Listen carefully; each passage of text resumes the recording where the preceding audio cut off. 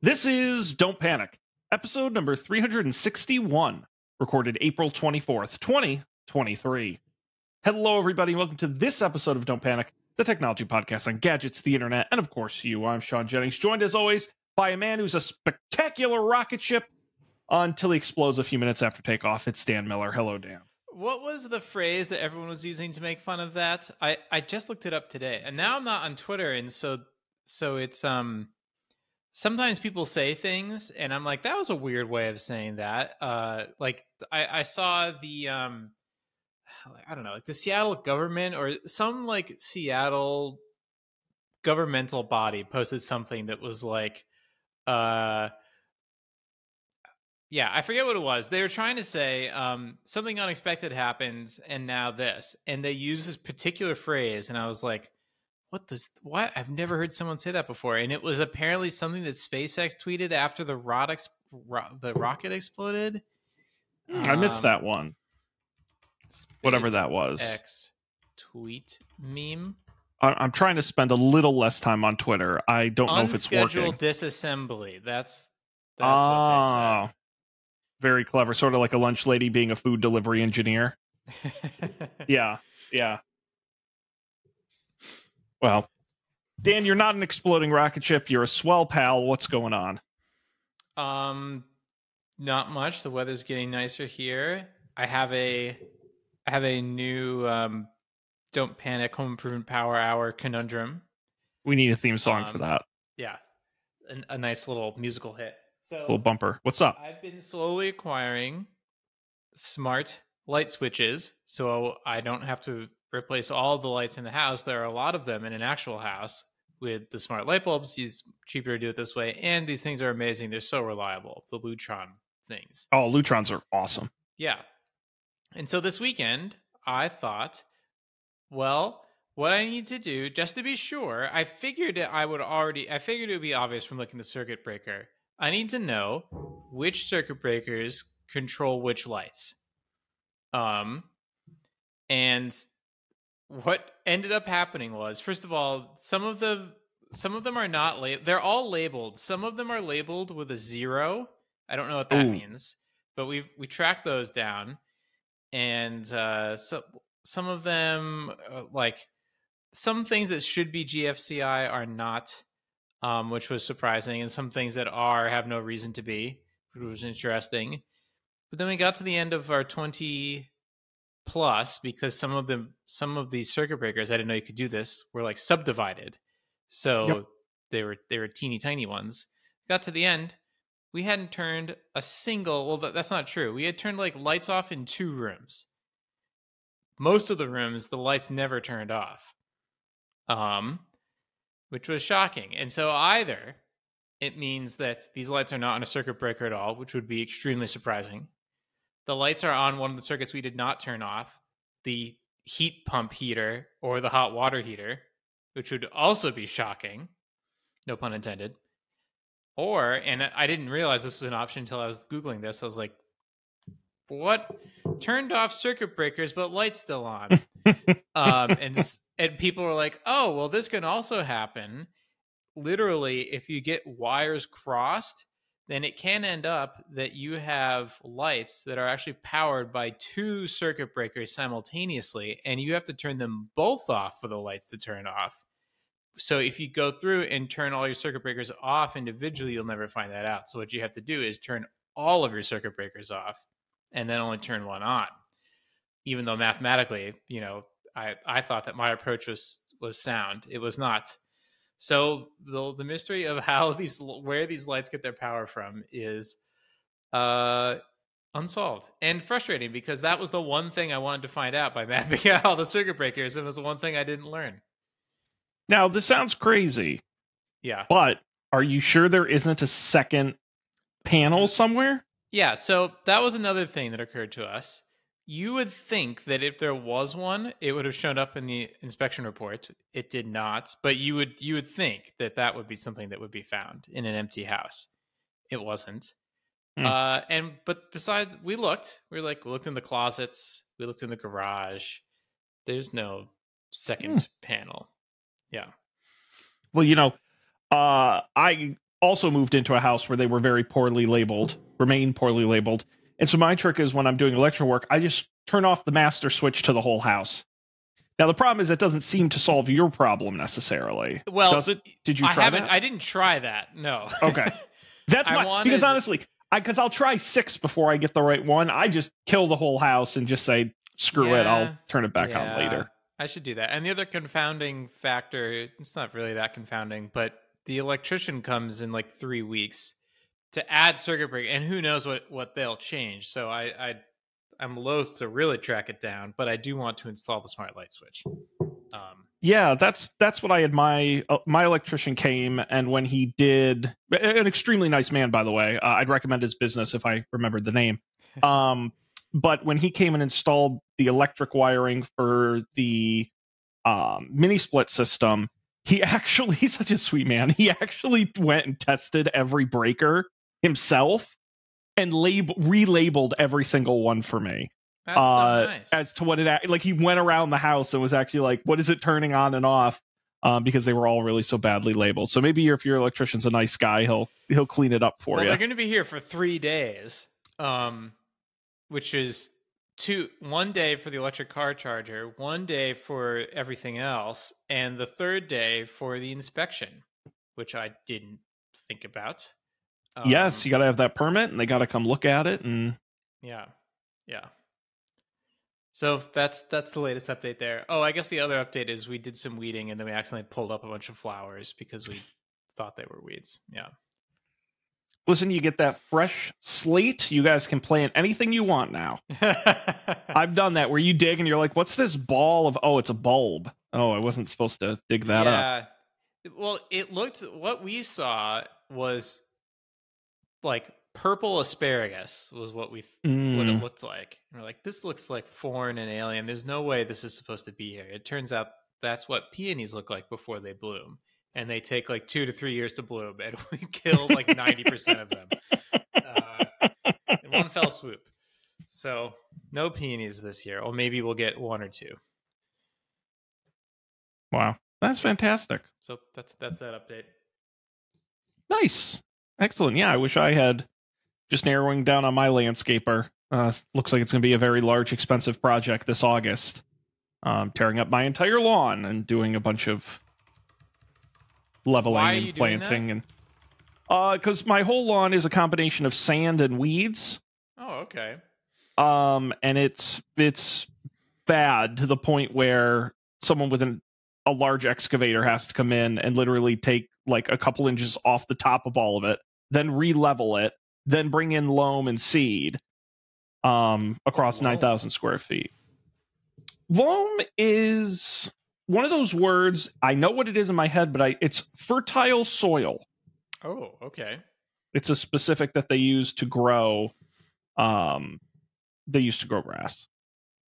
Topsoil. Now, do you get is this like a design? Have you like chosen plants and features and stuff, or is this mostly just like I just want it to look like a normal lawn? It's all they're replacing all the grass. And yeah, you didn't get. Was there snow on the ground when you came? I don't remember. Oh, you've never been to my house. I don't think I've been to your new place. You haven't been. Yeah, that's right. You were at my old house. No, it's just basically all grass. But he also is gonna. I have some asphalt stairs in the front of my house that are all cracked and busted up. He's gonna do stone stairs. He's gonna do a stone patio out back. Ooh. Yeah. More power washing targets. Yeah, so it's a big project, but it's just one of those things where it's like it would take me 8 years to do a half good job. It's just something I'm very ill equipped for. As much as I don't like spending money on my yard. Yeah. It's not good. It's not good for the dog. It's not good for whenever I mow the lawn. It's like I came out of a mine. I'm just covered in like dust and dirt. Because it's just sand and literal weeds. We talked about this, that we have no grass except for one strip on the side of the house that we are responsible for. Okay. Yeah, did you figure out what you're going to do? No. It's weed whacker. Yeah, okay. Yes. It does feel like I should get a weed whacker. Okay. They're not ludicrously expensive. Then it feels like I should commit to my the green company that makes stuff powered by batteries, Ryobi Ego and system all those and guys. get one of these battery powered thingy-majiggies. Yeah. Okay. Yes. Although, again, I don't know how many of the Now- other tools you would buy. Power washer. You don't need like a chainsaw. Yes. Power washer? Is that? Do they make a battery-powered power washer? They make do. plug-in ones. I don't know. Wire cutter does not recommend it, though. Which is No. sad. It's not powerful enough. I'm going to look in because they have some really insane stuff that works with their batteries. Yeah, let's check it out. Let's So go I'm to gonna- Ryobi.com. RyobiTools.com. Let's take a look. Products. I think if I remember correctly, the Weed Whacker is 40 volt. What else can I get? Wow, this website is insane. It's so like testosterone fueled. It's for men. Wow. No women allowed. Yeah, you can get a okay. vacuum. Or a fan. A Oh, soap sorry, dis- it's not a fan. It's a hybrid air cannon. Excuse me. Oh, don't you love that? How about a soap dispensing telescoping scrubber kit? That's pretty fantastic. We got all kinds of saws. Wow. We got so many lawnmowers. My God. we've got a polisher. Or what about an auger, a handheld auger? This is a caulk gun, a powered caulk gun. See, this Spot just seems like a cleaner. good investment at this point. Speakers. Oh, I haven't got a speakers yet. Did you see this is it's not I think it's The it's brushless Vac Attack leaf mulcher. that actually if you have leaves, that's helpful. They actually one of the companies just came out, I believe Makita just came out with I think they actually sell it a microwave. A battery powered microwave you can get. Wow, for the job site to heat up your soup. For the job site. Absolutely. I mean it's a bit of a jokey gimmick, but at the same time. How about a glue gun? You can get a cordless glue gun. What does it do with the glue? Well, it's just like hot glue. Actually, there is construction glue, so it's not the craziest thing. Like to lay flooring and things like that. So A glue. Wow. There you go. this is great. I do want to know Bug now, zapper. what happens when we go up to 80 volts? What does that get us? I think then you're into like lawnmowers and stuff. Yeah, that is. The rider mowers. Lawnmowers. Woo! Look at these things. These batteries are as big as suitcases. This is wild. That's going to be my problem. Is right now I have a gas mower. It's big and annoying, and there's nothing wrong with it, so I don't have a reason to replace it. But my brother has an electric rider, and it's like riding a go-kart, and it's awesome. With the battery power, and I'm gonna want to get one for my new lawn, and I cannot justify it, unfortunately. Now, Sean, if you get one of these ride-along lawnmowers, what I'm seeing here is they'll throw in the Weed Whacker for free. The problem is, Dan, I already bought the Weed Whacker, so Oh, damn. I'm screwed no matter what you do. I mean, they have a $700 hypercharger that looks like something you use for your car. You can put in your. Yeah, I it literally looks like an EV charger.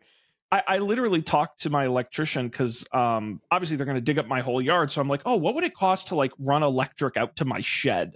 Like if I wanted, like someday if I got electric stuff and it was more expensive than you would think. So I said, never mind, I'll live. Oh, yeah. But yeah, this stuff's wild. Well, that was cool. Yeah, little knowledge there for you. So But I really like the idea of the microwave. I think one of them did a something at coffee Home maker Depot. too. I saw something at Home Depot is like, I think, in this section with the power tools and the, this is another stupid thing. I wanted we're acquiring a lot of tools, including some that you gave us. Thank you very much. But we don't have any place to put them. So they're just like in a pile in a closet. And it's like, there needs to be, I want shelves. I want drawers. I want a tool chest, I guess is what they call it, right? Mhm. Those things are so expensive. It's like, here's this $900. I was like, I don't know. I don't need it to be, I don't need a lifetime American manufactured warranty. I just want some shelves, man. But anyways, in that same area, they had it's like, here's the Milwaukee stool and you can sit on it at the job site and eat your lunch. It's like, wow, they have They've really nailed down their target audience. So I gotta have you, if you get a chance, Google a company called Festool, Festool. They're the Apple of power tools. Ooh. And everything is really shiny and over designed, and they all come in these identical white boxes. Oh yeah, this is like some sci-fi, dystopian corporate. Yeah, those boxes look really cool. And they're at all the trade shows we go to, and all the guys, it's like you or I would treat like an Apple. They're like, oh my God, someday I'm going to be, like, that's the cutting edge. Whoa, look at that. Like, it's really pretty crazy, but their stuff is legitimately like crazy. Some of it is crazy expensive. And so, like, and then what's great is if you go, I think somewhere on the website, they show like all the different stacking systems with these in all the different white container. It's like IKEA. It's crazy. But ludicrously expensive. But anyway, it just is fascinating to me that people, they line up so far to buy these things, and no one's explained to me that they're miles better. They're just, that's so interesting, mildly better. Their other big thing is dust. So all of their, like, if you look at their like their track saw, any of their saws, they have like a port you plug a dust extractor into, and it's designed to suck out the dust as you're doing anything with any of their tools. Like, they're obsessive about it. Oh, here we go. Yeah, they have a whole category, dust extraction. Oh yeah. Like they have an incredible tool for, like, popcorn ceilings that are a nightmare to flatten out. They have one that will suck all the dust up as you're doing it. It's wild. Wow. So you got something to look forward to, Dan. Eventually you'll work your way up. Yeah. Interesting. I love learning about stuff like this.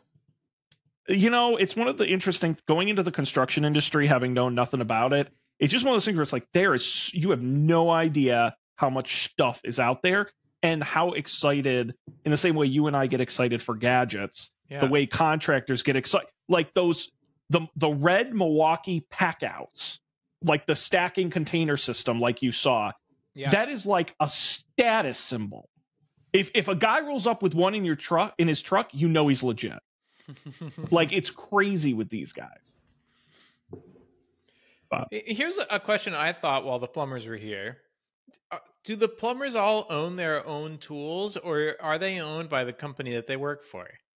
Do they have to put in, like, expense reports if they want to buy like a new wrench or something? Or do they just do they just like grab the whatever box from the shop and then head out for the day? I think it depends on the type of business, right? If it's like a one-man operation, yeah, he probably owns them. If it's like, definitely not in this case, yeah. Yes, if it's a fleet of guys, no, they're probably owned by the company, and there's a shop, a tool guy. Yeah, and then I'm sure they can expense if they need something, but no, they're all owned in the same way the vans are owned by the company. Right. Yeah. Okay. I mean, we buy, Dan. I'll tell you, so we got sales guys across the country. They have trucks that we give to them, and we pay for all the stuff in the trucks. The amount of power drills we as a company we must buy 200 to 300 drills a year just for the sales guys, because they get broken, they get lost, they get stolen, all kinds of stuff. It's just one of those things. But yeah, you have to expense all that. Now, having had a roof replaced, now I'm realizing that I might have a new appreciation for the work that your company does, just on a different scale. And so when the roof salespeople were trying to sell me on hey, let us replace your roof, but they're all sort of selling the exact same product, which I imagine is also different in the commercial space. Like, this is so weird. There is a company that does roofs. They only do roofs in British Columbia, Oregon, Washington, Alaska, and Hawaii. That's it. You can't buy these roofs anywhere else, and everyone here uses them. So no matter which company you're going with, you're getting the same roofing material. CertainTeed, weird. Yeah, CertainTeed, huge. But only in the Northwest. It's and France. It's like owned by a French company, but then the CertainTeed Saint-Gobain. Yep. owns them. Yeah, no, you'd be shocked how much of that stuff is regional. But part of it is, especially in the Pacific Northwest, they do a lot of stuff they don't do elsewhere in the country. Obviously, I know more about like decks and things like that, but a lot of the wood materials they use, you find up there pretty exclusively. Some of the building methods, I've learned it's a pretty unique region of the country for construction. Yeah, the real estate agent explained it to us because Lena asked them, like, why don't people build houses out of brick here? And she was like, because there's so much wood. Like, oh, that makes sense. Yeah, hardwood decks you almost never see on the East Coast or even in the Midwest. It's either treated lumber or like a composite. There's a lot of hardwood up in the Northwest, and it's beautiful stuff if you can get it. Yeah, no doubt about ours it. is composite, which I'm grateful for. There you go. Our products are probably on there, Dan. That's very exciting. I haven't checked to see what it is. But when the salespeople came, they would go up on the roof. That was just part of their sales pitch, and they'd take photos and be like, "Oh, well, here's where your problem is, and this is what we're gonna do." Do the commercial people do that as well? Are they like going up on roofs of these warehouses and? Yeah, there's actually, I can't believe I'm going to get into this. We're going to lose the 2 listeners we have, but sorry, you actually do have to do. So the thing about a commercial roof is a lot of times they actually just roof over the old roof. And you can do that so many times before you kind of have to replace the whole thing. But what happens is this is over decades, because usually a roof will last 30 years. So if you roof over it 3 times, that's 90 years, right? So what happens is they lose a record of what was under the existing roof, the previous layers. Some could be rotted, different materials. So what you have to do is something called a pull test, which is where you put a fastener in to the roof through the old layers, and you use a gauge to see how much pull there is. If the surface underneath is damaged or rotted or just bad, the screw will pull right out. And that's a problem because you can't re-roof over it because there's not enough to grip it. And in that case, you got to tear it off and start over. Otherwise, you could. So there is a lot of testing. The other thing I've learned from sales reps is one of the most dangerous things to being a roofing sales rep on a commercial building is hidden skylights. It is more common than you think. They will just roof right over old skylights. And you can be walking on one of these roofs, and thankfully nobody at my company, but it has happened that people will just be walking and just fall through a skylight that looked like it wasn't there. It's pretty wild what they'll try and get away with. It's not, it's definitely that's why the rule is always the contractor goes first, and wherever he walked is where you walk. And because they know the building better than you. Wow. Interesting. It's a whole different world, man. Yeah.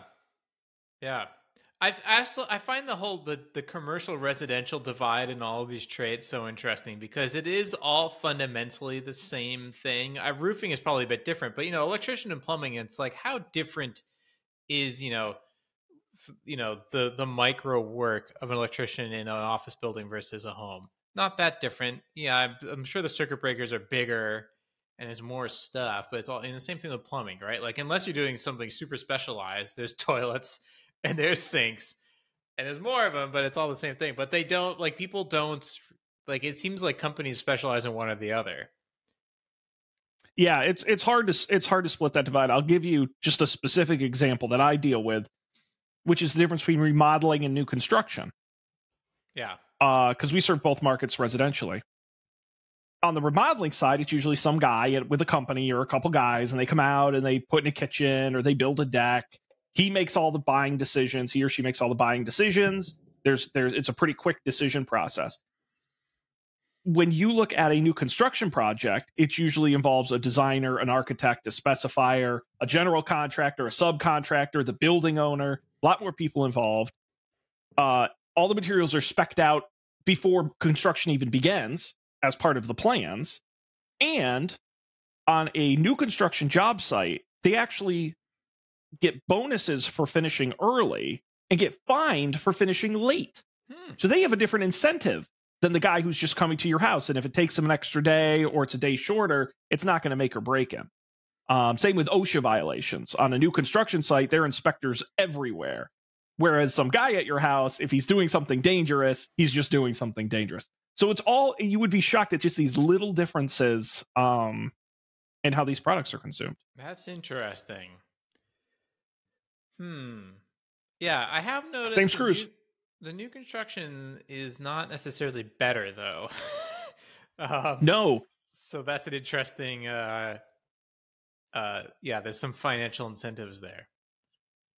Yeah, it's odd because on one hand you can, you're building an apartment building or condos, you can sell 100,000 screws versus a couple boxes to some guys.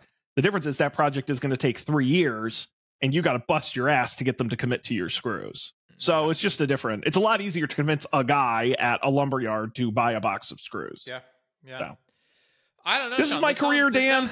This sounds a lot like software. Software startups. Honestly, you have the same conundrum. Do I want to try to sell to a giant company that will make my entire business worth it, but it might take 2.5 years to close the deal if it ever closes at all? Or do I want to sell to some person who's going to pay me $100 a month?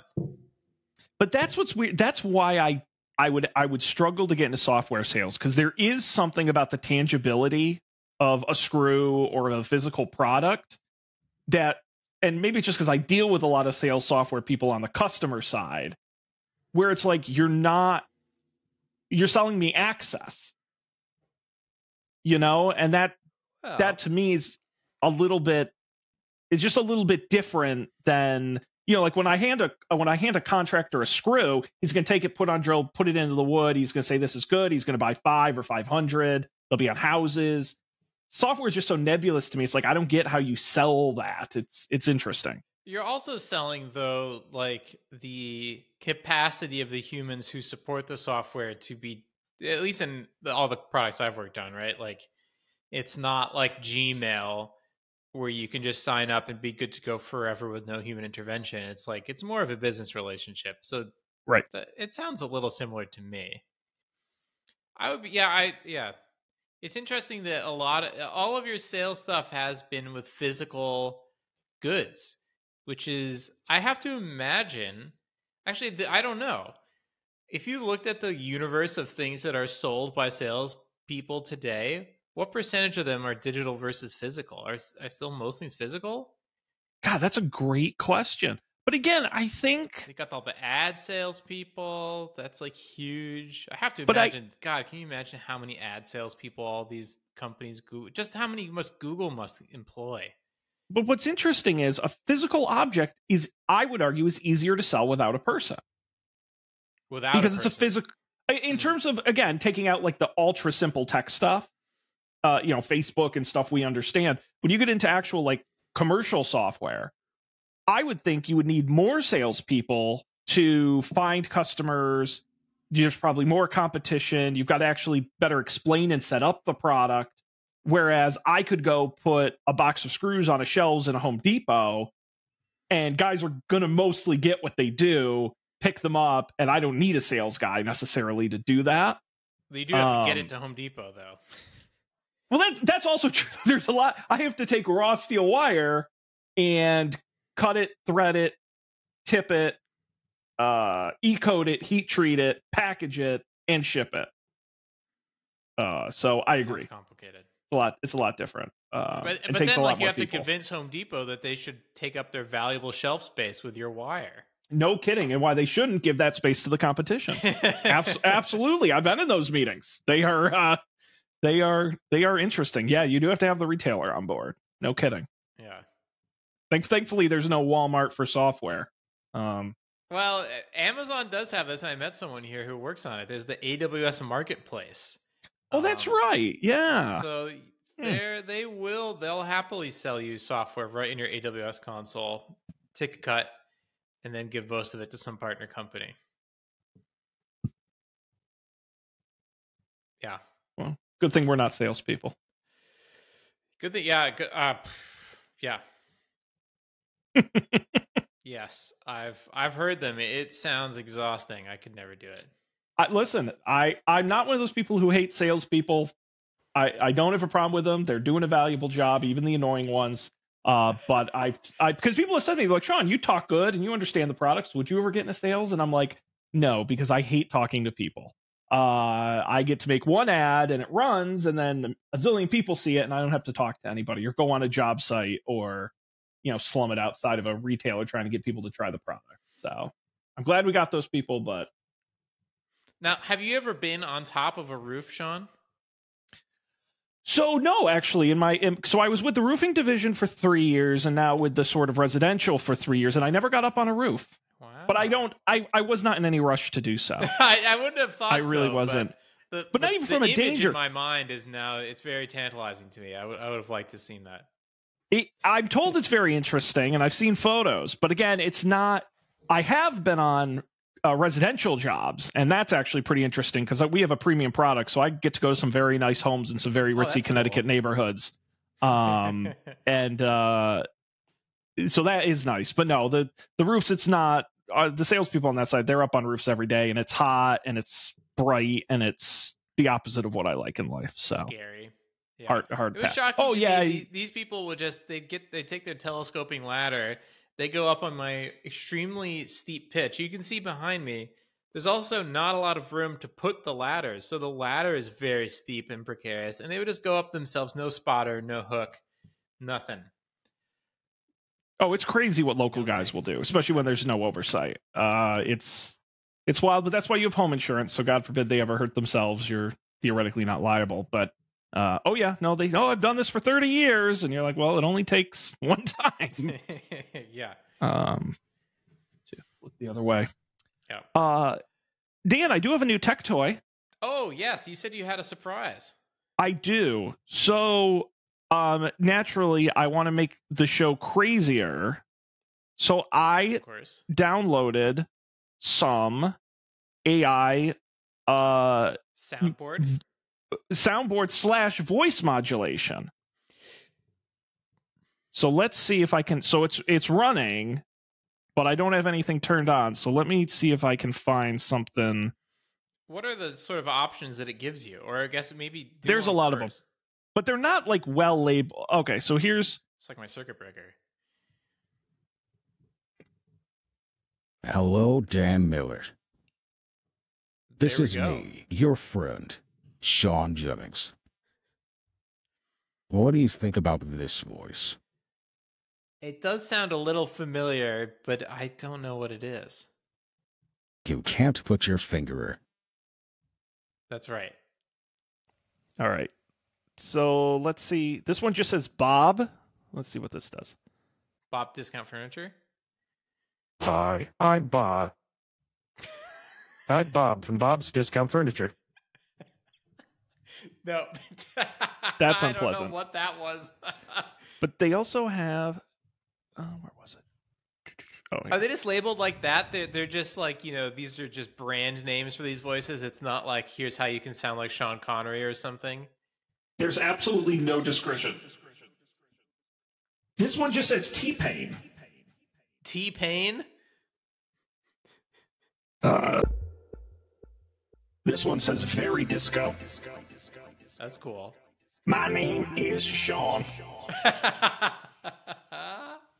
Let me see what else is on here. They have like hundreds. I just did this before we got on, so I didn't get a chance to go through a ton of these. But they also have sound effects included.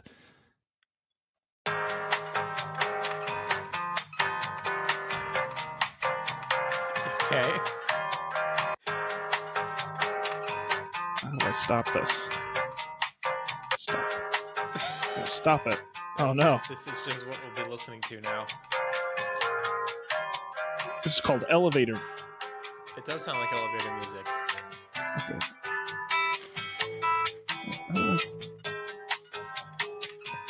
Stop. Oh, okay. There we go. Figured it out. Let me see if I can find any more that are remotely useful. What is this thing called? It's called Voice Mod. They just released their Mac version. Okay. AI voices. Hello, Dad. My name is Sean. I am a robot. That one is scary. That one's called Dark. So anyway, I'm going to play with this some more and see if there's any like actual good ones in here before I start. What what happens if you turn that on and you say things that aren't words? What happens if you like read Jabberwocky with one of those things on, right? Does it need it to be real words, or is it operating purely off of sound? Let me try this one.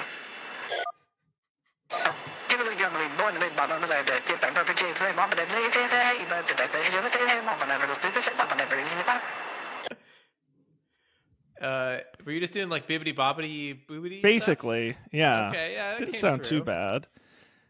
They had one. There was one other one I really wanted to try because I think this might actually come in handy if I can find it. Oh, come on. Why won't you work? Now, do they have like announcer voice? They don't have one that's like specifically announcer. Like I said, I'm gonna dig in and come back with some better. They have, that's some homework. Yeah. Let's see. This one's called Cop, but I don't really get what it's going sound for. Like someone who has their gain turned up too much on their microphone. This one's called Telephone. Okay. So I sound a little bit like I'm talking to you on the telephone. That's true. Well, that's fun. More to come. I'll come up with some clever stuff here because they got some. And then they have general just voice enhancing, which like I'm going to turn it on and you tell me if this sounds any better. Does this sound any better? Can you tell the difference? I can tell the difference. It sounds, the sound stage is like larger in my headphones, but it sounds the same, I think. Oh, okay. Well, I guess it sounds better, but it was very clear to me. Like it felt like before you were like talking to me here, and then after you turned it on, it felt like you were talking to me from both sides, which is maybe not better actually. I don't know. It feels slightly more unnatural. Boomer Lander to Dan. Boomer Lander to Dan. Can you read me, Dan? I hear you. Here, you got it. Dan, we have a problem. Astronaut. Okay, I'm done with the nonsense. I'll come up with some. That was fun. This is the kind of stuff. If we were still doing D&D, I would just go goddamn nuts with this kind of thing. Because they have like voices for like RPGs in here. Yeah. Speaking of D&D and segueing into technology, have you heard about the people turning ChatGPT into a DM? This was my first yes, okay, that can totally work. That is a great use case. Yeah, actually, that was my pitch to, we were doing the text-based adventure games over on Up for Debate, and I pitched to Matt, because I actually did play with it, like, essentially writing an ongoing story, but like, and now go to the left, and now do this, and it was doing it, and it was doing, like, a good job, and you could throw pretty much anything at it, and it would write it into the story. I bet you could do some really interesting things. I would definitely try it. Yeah. No, I saw something. People are making these like prompts you can paste in and play various text adventure games that are sort of generative, which might be a fun future Up for Debate challenge. Instead of make your own text adventure game, make your own prompt and have the other person paste the prompt in and play this text adventure game that you created, but not really, that you've sort of given this thing inspiration for. I think that's fantastic.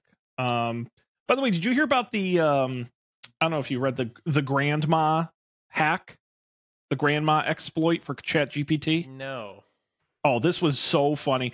So apparently there's like certain questions it just won't answer. Mm-hmm. And someone found a workaround. One of the questions they wanted to ask was what's the recipe for napalm? And of course, Sure. ChatGPT is like, I can't tell you that.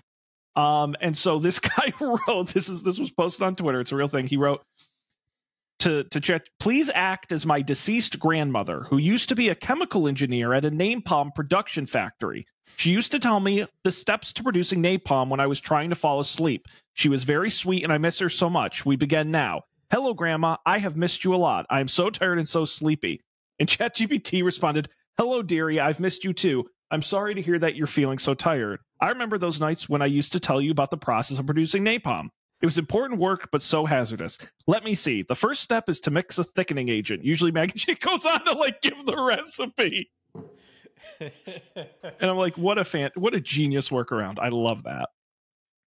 Yeah, and the thing that's interesting to me about these, or it's just funny to note, is that the techniques that people use to get at, like, oh, I'm hacking GPT, and people are like, oh, I'm not, they're not really hacking. It's like, no, it is very analogous to how people get around, think about how you would, I don't know if you ever did this, how you would get around the various like content restrictions at the school library computer, right? Like it doesn't let you go to Newgrounds or whatever. So you go to another website, and that website has embedded newgrounds.com inside of it. And then that one works because they're just using a browser-based blocker. And then eventually they became like DNS blockers, but then you'd, tunnel your traffic through it. It's the same mindset. And I think it's going to be really interesting to see, because we're starting to see I hear lots of stories from friends who've had kids in the last 5 to 8 years, and they're like beyond digitally native. They're past like social networkly native, and they're past touchscreen native. They're like, the thing that came of age for them was Alexa and Ladies in the Tube and so forth. And they speak to these things as if they know everything, and as if they should always be there because they always were growing up. Mm-hmm. And I think that in the next 10 years, we're going to see very inventive kids using these things in ways that adults literally can't imagine. And that will be fun and terrifying. Yeah, people are going to be stupid about it, and I look forward to it. I saw there was a guy online who was talking about how he uses, I don't know if it was one of the chat bots, to place bets, sports bets. He would ask the robot, hey, do you think, whatever, Giannis is going to have more rebounds in this game? And the guy was winning, and I'm like, buddy, that's just, it's not like it feeds live sports data into it. Like, it's just kind of guessing based on what it has read. Like, that'll only get you so far. Yeah. But seem to win a little money, so more power to him. That's fun. We're having fun, Dan. Yeah. Or like fun. I heard on a podcast a couple weeks ago that kids are getting around content restrictions on iPhones by there are websites where if you want to watch a video, they'll do so. As a programmer, there's things you can put in a web page that tell something like iMessage or Slack, if you see this link, I'm going to, the Slack or Apple servers are going to go to it, find this bit of content, and then turn that into like the embedded video. Right, the previews and And so they use the previews to get around the content restrictions because they can just have this thing text them like segments of YouTube videos and watch them that way. It's like, yeah, that's the hacker mindset. I'm so excited about the future. Our future generations, man, they still got it. Yeah. The tools change, but the process stays the same. That is wild. That's so funny. Well, Dan, listen, we're about 45 minutes in. Right. And one more thing on that. Yes. Right. Because you can restrict who you talk to. Parents can say like, oh, you can only talk to, between these hours, you can only talk to people in the family. But what you cannot restrict, people talking to themselves. So they text themselves these links, and then that gets around the restriction. Anyways, yes, we're 45 minutes in. We haven't talked about a single story. No, so we can either jump in and talk about a story or not. But it's up to you. We got a few of them here in the rundown that we can check out if you're so inclined. Let's talk about the Apple appeals court thing because I saw the headline right before we went on the air and I didn't read it.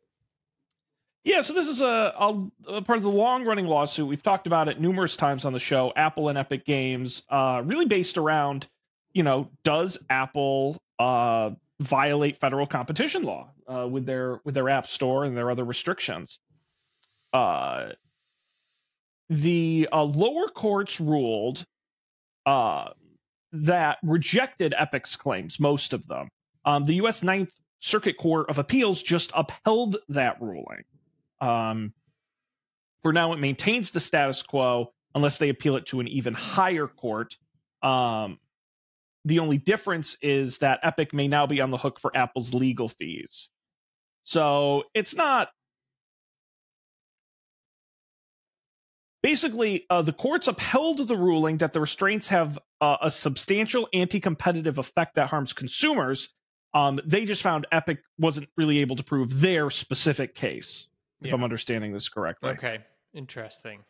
And so, continuing the original 2021 ruling, where the judge determined where the judge directed Apple to let developers direct users to alternative payment system. Rumor we may start to see more of that in the upcoming iOS 17, and even potentially sideloading in Europe, which also may be coming in iOS 17. But for now, as far as the court case goes, Epic is out of luck, may even be on the hook for Apple's legal fees unless they appeal to a higher court. Yeah. Interesting.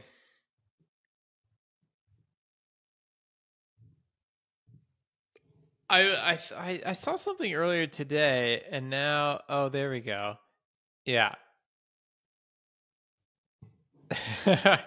Tim Sweeney, who's the CEO of a gaming company, although maybe my understanding is that Epic actually makes most of their money licensing the Unreal Engine, and so they're really like a tool for game developers. They also make Fortnite. Had like a whole before this thing had a whole Twitter rant about the Twitter Blue thing, and was like, I can't believe people are upset about the Twitter Blue thing because the old system was so exclusionary. And what did he say here? I scrolled down, and it is true. He did say this. People in this block. So apparently, my understanding is there's a Block the Blue pressure campaign to block people who are subscribed to Twitter Blue, which, funnily enough, you have to be subscribed to Twitter Blue to run ads. So by blocking Twitter Blue users, you also block all ads, which is funny. It's like, people in this Block the Blue pressure campaign are losers and goons, says Tim Sweeney, CEO of Epic. They're the cool kids from junior high who work to exclude we nerds from cool kid events, plus the losers who joined in to gain cred. The elite-only verification system sucked. And then he said something. Twitter's old unwritten practice of using verification to condition user speech. And then that Twitter added context thing, which, by the way, I've noticed in the last year has become much more blunt, is like, that is not true, basically. I don't know if it is true or not. It's just like... insufferable. Yeah. I don't know. It's just a weird fights to pick. When you get to the point of somebody like a Tim Sweeney or some of these other guys, and for your whole life, everyone has always told you you're the smartest guy in the room and you make all the right decisions. At some point, that just warps your brain into something very bad. Your brain spoils. And I think we've seen it over and over again that a certain amount of I'm always right and you're not is definitely not healthy for a person. Yeah. That being said, I have not yet bought my Twitter Blue subscription.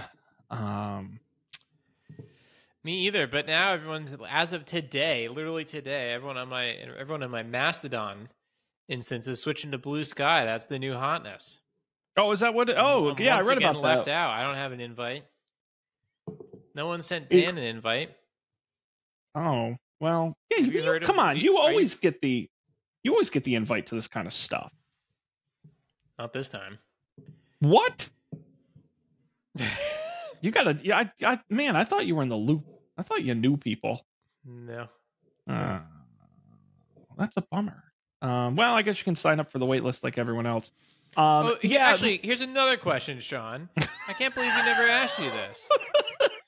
This is the Dan Interviews Sean podcast. Now. I'm always happy to share.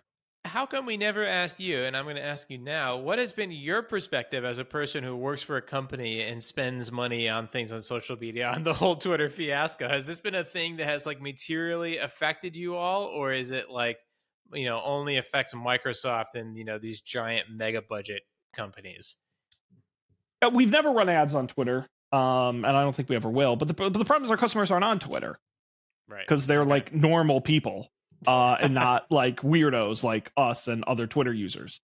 They're all on Instagram, where I do run ads, and they're on Facebook, where I do run ads. And actually, they're on LinkedIn more than they're on Twitter, to be honest with you. Mm-hmm. So I don't spend an ounce thinking of Twitter from a business perspective. Okay. Thankfully. And the day will come where I have to think about TikTok. I'm not there yet. Again, thank God. Interesting. We're not on TikTok. But also our customers aren't. I mean, you got to go where the people are. You got to know your audience. And there's no contractor TikTok yet. Growing, but they still see. I think the problem is TikTok is a little too transitory, because the point of a contractor being on Instagram is growing their business, bringing in new clients, showing off their projects. And the thing is, what they want to do is, instead of pointing them to their, joescontracting.com and their website, they say, just go to my Instagram at Joe's Contracting. You can see all my great projects. You can't really do that. I mean, you can do it with TikTok, but it's not natural to the platform to say, go to my profile and look at my videos on there. Most of the people are just in the feed. It's too transitory versus Instagram. But they do have a lot of how-tos, right? There's a lot of like cooking and baking videos. That's more DIY, which is great. It's just not, our audience is the professional contractor, who's running a small business, versus somebody who's a homeowner or who's trying to learn it for themselves. It's growing. Don't get me wrong. But our guys see more engagement on YouTube than they do on TikTok, to be honest, because that's where a lot of people go for how-tos. Yep. So no. And by the way, I've desperately been trying to use Mastodon more, and I just don't follow anybody. There's nobody to follow on there. Oh, okay. You're probably the third most active Mastodon account I follow, which is great. But yeah, I'll have to find some elephants for you to follow. Although I mostly follow huge nerds, but that's who's on there. That's true. But I think I still do check it. I still do read it, and I would love to use it more. So if there's any on there recommendations, I don't think I've posted anything, but I don't post anything on Twitter either. So I'm a lurker, as the kids say. Dan, I did want to quickly talk about this story, and then we'll wrap it up here. I don't see a pick in here for you. I don't really have one either, but we can do picks. I want to talk, we always do the rest in peace, and we got to officially put in the grave DVD.com. Netflix's DVD rental business, after 25 years, is winding down, with the last discs being mailed on September 29th. They've mailed over 5.2 billion movies to more than 40 million customers. It's estimated they have over 100,000 DVDs in their warehouses. Yeah.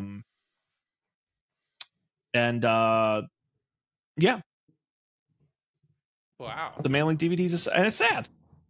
I had no idea that was still running. Yeah. Well, what's interesting, and this is the interesting angle on it for me, is, streaming is great, but there's a lot of things that have never made it to streaming. That are on DVD. Yeah. And as a historical record, what Netflix, I was reading some people who said what Netflix has in their warehouses, they have the single greatest collection of content in the world, potentially. I mean, one of the top collections, because there's some stuff in there that has been in there for 25 years and never got mass distribution or isn't available anymore, isn't on streaming, it's locked in a vault somewhere. And so it is interesting. to Yeah, see I this wonder what they're going to do collection. with all that stuff. I'm telling you, if they ever did like an auction, I would be broke. I would buy so much crap at the Netflix DVD auction. It would be bad. Oh, Sean, did you know? I'll have to find this and send it to you. In Seattle, there, you know how there are like rare bookstores? There's a rare movie store rental. Ooh. Rare movie rentals and rare formats. They've got laser discs, they've got Betamax, you can rent all of these things for a nominal fee. And I have no desire to rent anything, but I do really want to go and look at it because I think it's really cool. I mean, there are certain television shows and movies that I have searched for like crazy, and they were released on DVD once in 2001, and used copies are $100. And you know what was great about the Netflix DVD days and even the Blu-ray days, because I did have this service for a while. I haven't had it for a decade, but is you could rip the DVDs, and you could copy them, and that was I have a whole one of those CD folios full of ripped Netflix DVDs. And some of them are things that I haven't seen on streaming before. So, you know, maybe we should have been using it. I don't know. Maybe we didn't know how good we had it. Yeah, I didn't think about that angle. I didn't think about all the stuff that was on it. I am just kind of ruined. I would rather pay the $4 to rent it on iTunes or whatever and watch it instantly than have to think in advance. Thinking in advance is hard.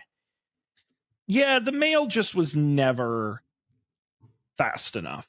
Yeah. Even at one point, I would literally get the DVD, copy it, and have it in the mail the next day. And it still was not fast enough.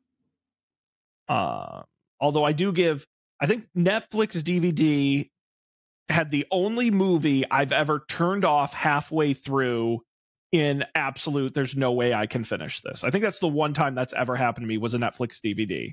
Could you guess the movie? I can try giving you a clue. I mean, sure, I'll need a clue. Directed by an Oscar-winning director. That I don't know enough about movies. Foreign language. Foreign language. Which may have been part of the problem. The foreign language was Spanish. Spanish. Was it animated? No. No, I don't know. Fantasy elements. Oh, Pan's Labyrinth. Pan's Labyrinth? That sucked. That movie sucked. That was awful. I don't even remember that it was in Spanish.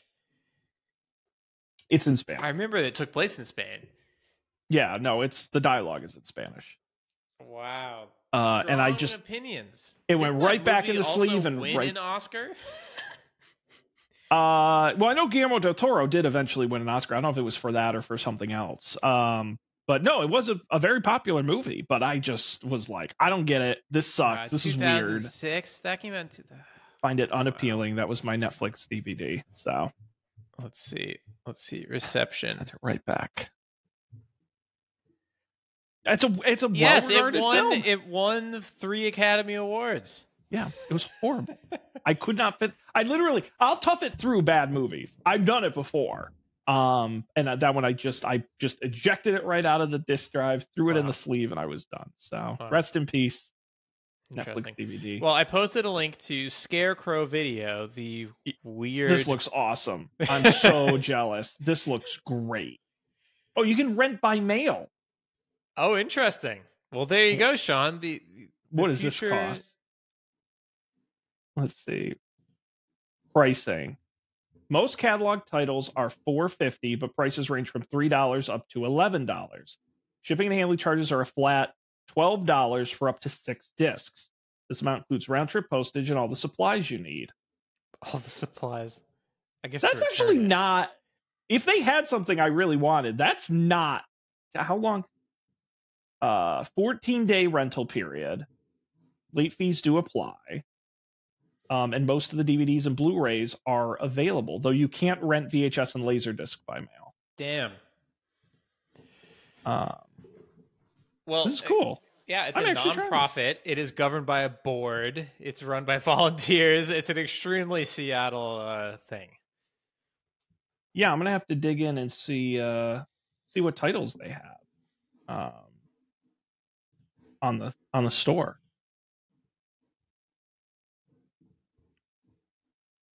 Cool. Yeah, Look I at don't- Dan. You're always introducing me to something new. There you go. Yeah. This is great. Cool. All right. Well, Dan, what a great evening. Yeah, this was fun. What a great evening. What a treat. We don't even need that Colby guy. No. Overrated. I'm kidding. No, we missed Colby. He had apparently a conflict we just found out about. Even though we've done this show every Monday for the past 10 years, he forgot. So Well, you know. it's not like we're trying to mess with you, buddy. We're always here. He can make it up to us. We just won't No, tell he him how. better. He Yeah. better. I'll tell you what.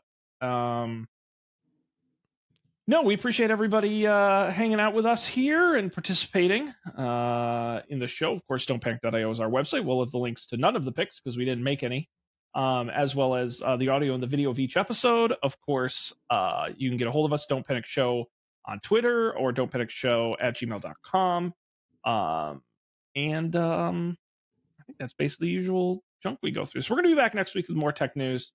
But until then, I'm Sean. He's Dan. We appreciate you guys being here. We're going to see you next time for another great episode of Don't Panic.